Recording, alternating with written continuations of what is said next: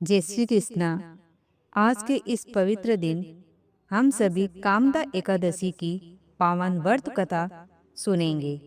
ये व्रत भगवान विष्णु को समर्पित है और सभी पापों व कष्टों को दूर करने वाला माना गया है। जो व्यक्ति श्रद्धा और भक्ति से ये कथा सुनता है उसकी सभी मनोकामनाएं पूर्ण होती हैं। तो आइए श्रद्धा भाव से कामदा एकादशी व्रत कथा का श्रवण करते हैं। एक समय की बात है, भोगीपुर नाम की एक सुंदर और समृद्ध नगरी थी। वहाँ पुंडरीक नाम का एक राजा राज्य करता था। उस नगर में गंधर्व और किन्नर भी रहते थे, जो नृत्य और संगीत से राजा का मनोरंजन करते थे। उसी नगर में ललित नाम का एक गंधर्व रहता था। उसकी पत्नी का नाम ललिता था। ललिता और ललित एक दूसरे से बहुत प्रेम करते थे। वे कभी एक दूसरे से अलग नहीं रह पाते थे। एक दिन राजा पुंडरीक की सभा में नृत्य और गान का कार्यक्रम चल रहा था। ललित भी वहां गा रहा था, लेकिन गाते गाते उसका मन अपनी पत्नी ललिता की याद में खो गया और उसका सुर ताल बिगड़ गया। सभा में करकोटक नाम का एक नाग भी बैठा था। उसने राजा से ललित की शिकायत कर दी कि ये राजसभा का अपमान कर रहा है। राजा पुंडरीक को बहुत क्रोध आया और उसने ललित को श्राप दे दिया, तू राक्षस बन जा। श्राप मिलते ही ललित भयानक राक्षस बन गया। उसका शरीर बहुत बड़ा और डरावना हो गया।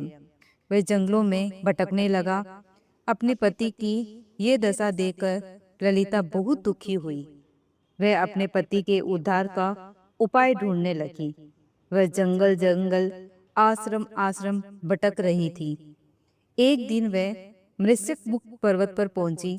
वहां उसे श्रृंगी ऋषि मिले। ललिता ने रोकर अपनी पूरी कहानी सुनाई और अपने पति को श्राप से मुक्त करने का उपाय पूछा। श्रृंगी ऋषि ने कहा, चैत्र मास के शुक्ल पक्ष की एकादशी को कामदा एकादशी कहते हैं। इस दिन भगवान विष्णु का व्रत और पूजा करने से सभी पाप नष्ट हो जाते हैं और श्राप से मुक्ति मिलती है। तुम ये व्रत करो और उसका पुण्य अपने पति को अर्पित कर दो। ललिता ने विधि विधान से कामदा एकादशी का व्रत किया। उसने भगवान विष्णु की पूजा की, कथा सुनी, जागरण किया और द्वादशी के दिन व्रत का पालन किया। फिर उसने व्रत का सारा पुण्य अपने पति ललित को अर्पित कर दिया। व्रत के पुण्य के प्रभाव से ललित राक्षस योनि से मुक्त हो गया और फिर से सुंदर गंधर्व बन गया।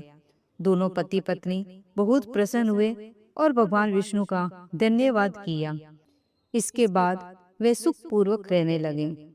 कामदा एकादशी का व्रत सभी पापों को नष्ट करता है।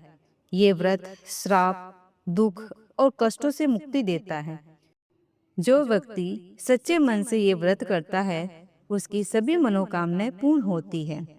हे भगवान विष्णु, जैसे आपने ललित को श्राप से मुक्त किया, वैसे ही हमारे सभी दुख और पाप नष्ट करे, हमारी सभी मनोकामनाएं पूर्ण करे। ओम नमो भगवते वासुदेवाय।